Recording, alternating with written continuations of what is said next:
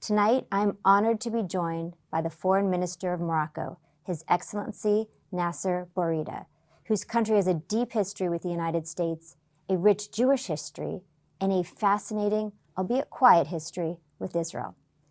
Minister Boureita, thank you so much for joining us this evening. And let me start by saying Ramadan Mubarak.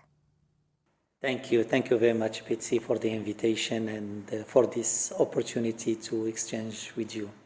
Thank you also, and Ramadan Mubarak to all those who are fasting. So Morocco is a country of great interest to many of our members, and many have ties with Morocco. Can you talk to us a little bit about the historic ties of Morocco and the Jewish community, both in Morocco and in Israel? I wonder if we can talk about Morocco and the Jewish community as separate bodies, because they are one community. The Jewish population has lived in Morocco for centuries. They are part of the Moroccan population. They have nourished and enriched the Moroccan identity. And that's why our constitution may be the only one in the Arab and Islamic world which is mentioning the Jewish component as an important component of the Moroccan identity. This relation is also about a relation between the Jewish community and the Moroccan monarchs, a very long history, back to the 15th century when the Jewish community was expelled from Andalusia. They were welcomed in Morocco. Late King Mohammed V rejected the anti-Semitic laws of the Vichy regime and refused to hand over the Moroccan Jewish community to the Nazi regime. He said, if you take them, take my sons also. And today, His Majesty the King Mohammed VI is doing a lot also to preserve this legacy. His Majesty ordered also the renovation of almost 170 cemeteries and holy sites in Morocco, and more than almost 20 synagogues have been restored. Today in our school curricula, the reference to the Jewish components of the Moroccan history is there, and which is a unique fact in the Arab and the Islamic world. And Morocco is the only Arab and Islamic country with Jewish communities still living here, with its synagogues, with its tribunals, with its all its structures as normal components of the Moroccan identity and the Moroccan people. So that's why this relation is very particular. It's unique in the Arab world, and it has been safeguarded by the commitments of the kings of Morocco, but also the willingness of the Moroccan people. Thank you for that explanation. I think that's really important for not just our members, but for everyone to understand. Morocco also has relations with Israel. Can you describe to us a little bit about, in December, the decision to enhance this relationship with Israel? To understand the relation with Israel, you should link it to the relation with the Jewish community. It's for Morocco, that was a normal relation. We had contacts for years. We had formal relations in 1994, and people-to-people relation was kept. Of course, there was a break in the formal diplomatic relations for some years, but the contacts with Israel didn't stop. As His Majesty King Mohammed VI said, this decision of Morocco in December is not an opportunistic decision. It's a decision of conviction, and it is a natural decision because of these ties and because of the involvement, the historical involvement of Morocco in peace. This is it's a very exciting time, and if you can just give us an idea of some ways now that we're in this moment to strengthen the interaction between the two peoples.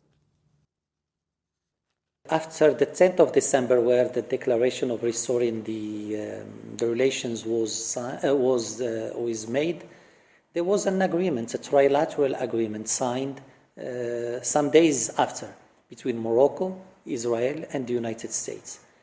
And this document, a legally binding document, has different components. A recognition by the United States of Moroccan sovereignty over the Sahara, commitment by Morocco to develop the relations with Israel, and a commitment by Israel also to engage in a deep cooperation with the Kingdom of Morocco. Since that moment, we have taken concrete steps to translate into facts this declaration. The liaison offices have been opened in Rabat and in Tel Aviv, and they are working normally today with diplomats. We have established also 8 working groups on diplomacy, security, water, agriculture, tourism, etc., where we need to deepen the cooperation. So we have today all the tools for cooperation. We have also the political willingness.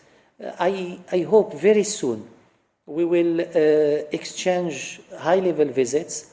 The sky is the only limit. And we are, as His Majesty said, Morocco is sincere in this commitment.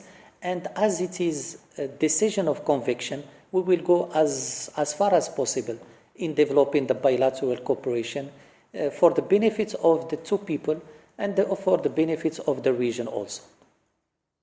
It really does sound like the sky's the limit. That's fantastic. So you mentioned a trilateral relationship between U.S., Israel, and Morocco. So I just want to talk about the U.S. for a second. Many people might not know that the U.S. and Morocco signed a treaty of peace and friendship in 1786. So can you tell us a little bit about the U.S. and Morocco relationship now? We have a strong political component through a strategic dialogue. We have a military commission to coordinate. We are the only African country to have an FTA, a free trade agreement with the United States.